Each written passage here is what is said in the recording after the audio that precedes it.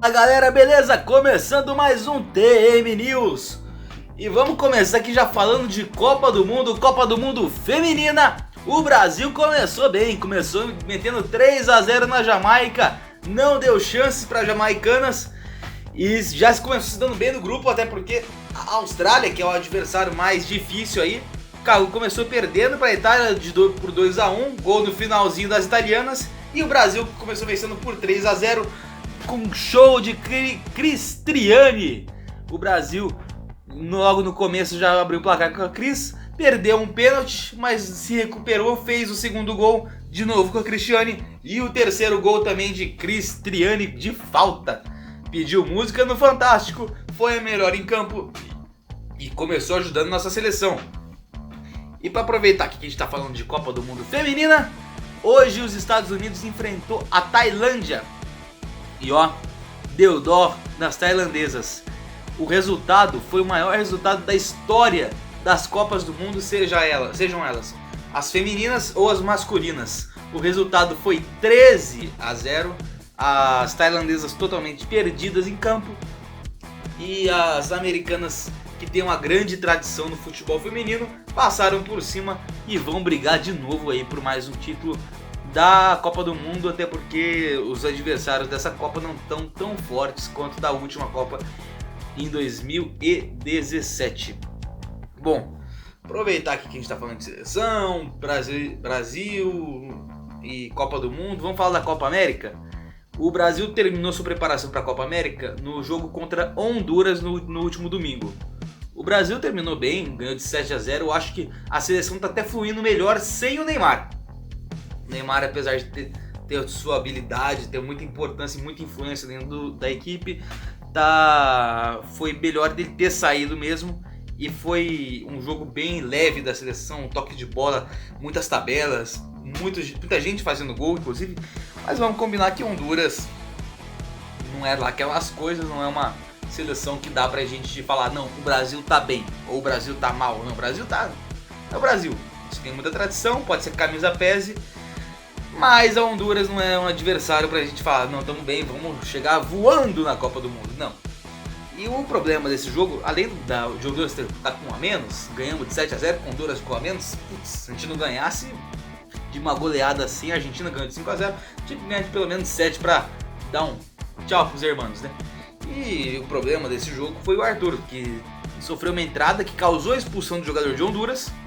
E o Arthur está com grandes riscos de ser cortado da seleção para a Copa.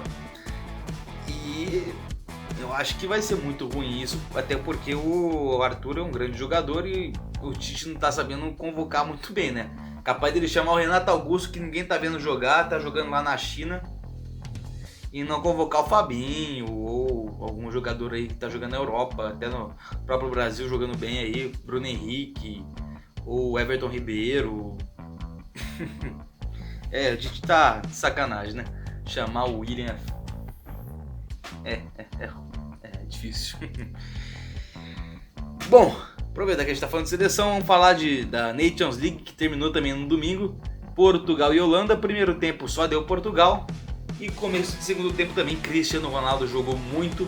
Foi eleito o artilheiro da Nations League. Jogou 2 jogos, fez 3 gols. Acabou com a Nations, jogou demais também a final. Na minha opinião, jogou mais a final do que a semifinal. E acabou não fazendo mais gols na final.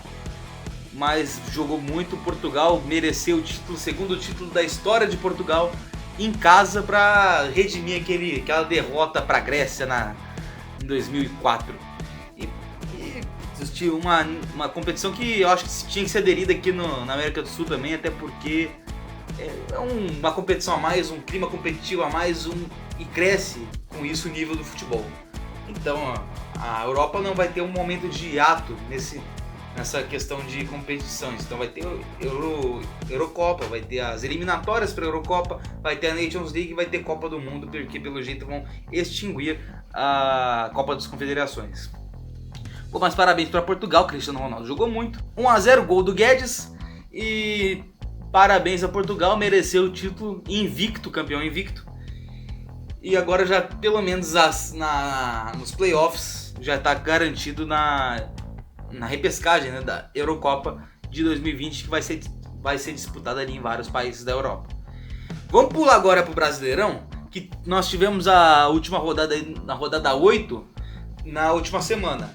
A rodada começou com Vasco e Inter. O Vasco, que começou, teve sua respirada, teve seu primeiro alento aí, conseguiu a vitória. Luxemburgo está conseguindo evoluir o time. O Vasco que assisti esse jogo, o Vasco que abriu o placar com um gol do Andrei de fora da área. Logo depois uma falta que o Danilo Barcelos bateu, voltou na trave e de cabeça o Thiago Reis empatou, e o zagueiro do Inter aumentou o placar, e depois o zagueiro do Inter fez o primeiro gol do Inter, diminuiu o placar, e depois disso só deu Inter. Inter amassou o time do Vasco o segundo tempo inteiro, e quase que o Vasco leva o gol no final para voltar o trauma aí pro torcedor vascaíno, mas o Vasco conseguiu vencer e deu uma respirada na tabela, agora ali em 18º, um ponto para sair da zona de rebaixamento. Já o Inter caiu um pouco de posição, saiu do G6 e caiu ali para 7ª colocação com 13 pontos.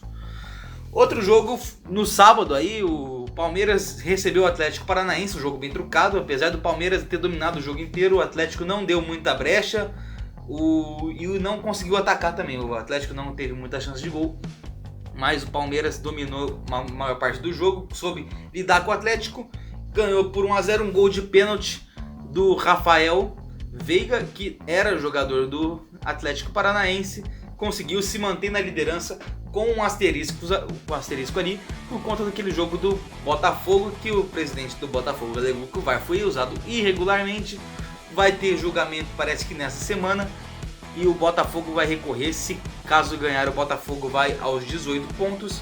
Caso perca a ação, o Palmeiras vai aos 21 pontos, para se isolar mais ainda na liderança.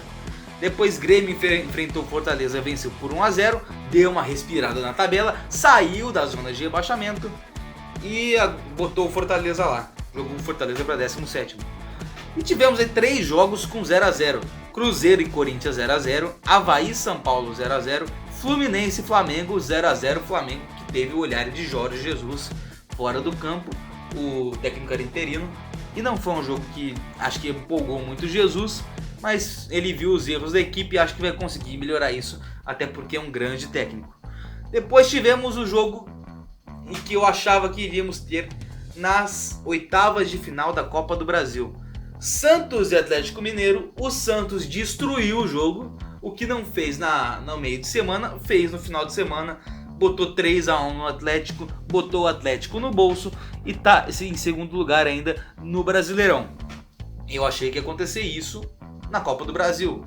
O Santos não mostrou esse rendimento, foi eliminado, me deixou com cara de pastel, até porque eu achei que o Santos ia passar, achei que o Santos ia jogar o futebol que jogou no Brasileirão. Não jogou, perdeu, tá fora. Daqui a pouco a gente fala da Copa do Brasil.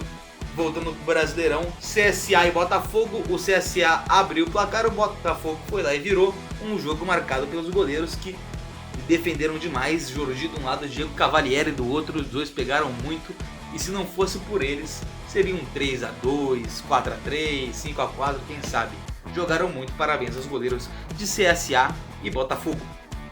E para fechar a rodada, Goiás e Chapecoense. A Chape levou um couro do Goiás 3-1 e o Goiás ali deu chegou perto ali, encostou no G6, tá agora 1 ou 2 pontinhos atrás ali do Bahia, que é o primeiro time do G6 com 14 pontos. E a classificação do campeonato, antes disso, o Goiás ganhou de 3-1. A Chapecoense está alegando erros claros de arbitragem, vai entrar com o mesmo processo que o Botafogo entrou e quer refazer o jogo. Agora vai virar moda isso, pelo jeito, qualquer erro de arbitragem, volta o jogo, vai virar uma palhaçada isso, eu já tô até vendo, igual virou com o STJD depois do Fluminense. E Fluminense que teve eleições, o Mário Bittencourt, aquele mesmo que foi advogado em 2013, ganhou as eleições ao novo presidente do Fluminense. Toda a sorte do mundo a Mário Bittencourt, que consiga fazer o Fluminense voltar a ser o que era ali em 2010, 2012 ali, que jogou muito, foi campeão brasileiro com a Unimed como patrocinador, e tomara que volte que voltem todos os times do Brasil a competir igual aquela época, que era uma competição de alto nível aqui no Brasil. Vamos pular agora para a Copa do Brasil.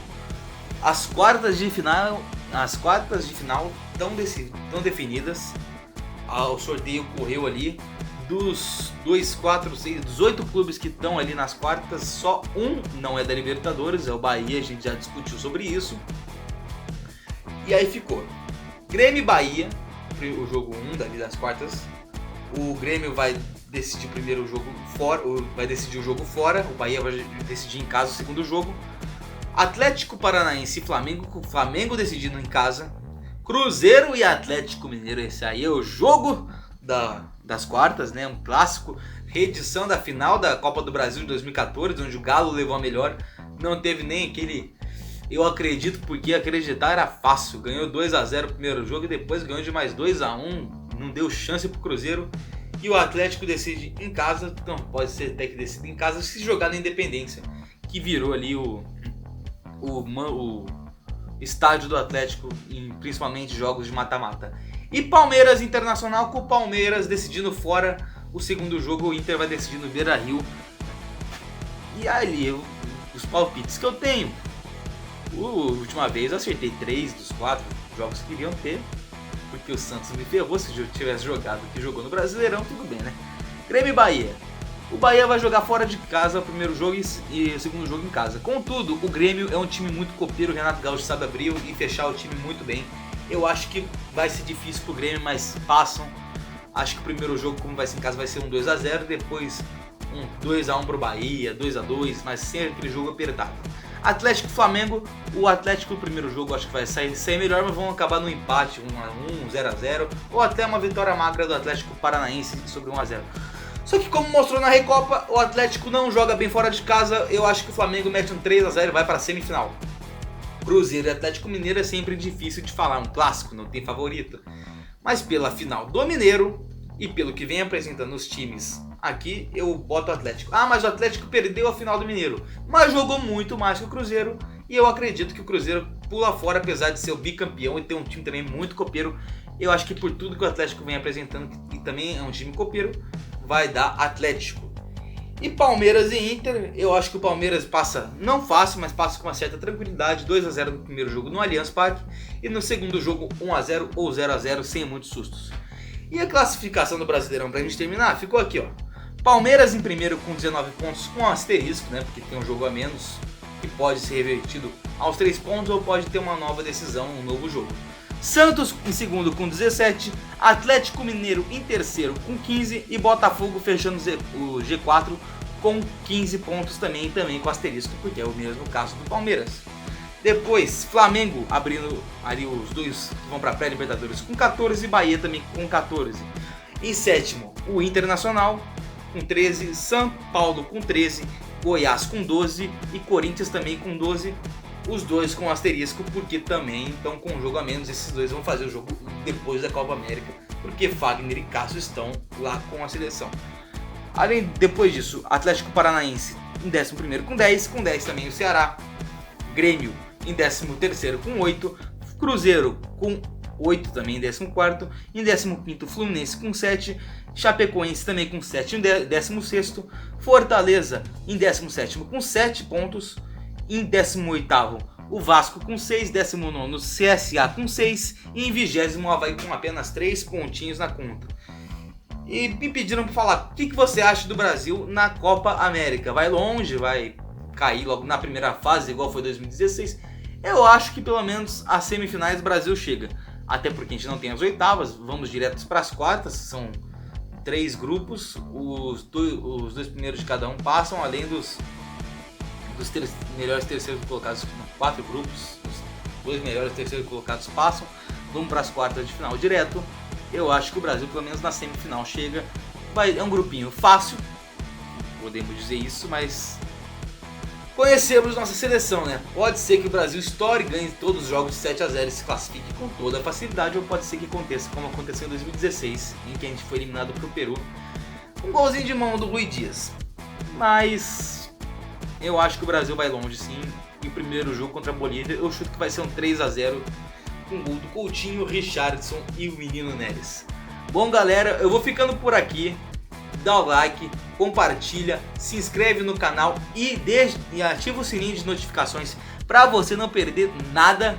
Tô aí tentando quadros novos, como já falei, tô tentando contato com alguns times, provavelmente agora nessa janela aí que vai todo mundo parar, eu consiga alguma coisa, uma entrevista, um desafio, e com alguns quadros também, algumas curiosidades, algumas dúvidas, algumas polêmicas aí de Copas anteriores ou do próprio Brasileirão, sobre o próprio canal. Aí a gente vê o que a gente faz. Então deixa o like, se inscreve no canal, ativa o sininho e não deixe de seguir as nossas redes sociais. Conto com vocês. Até a próxima. Fui!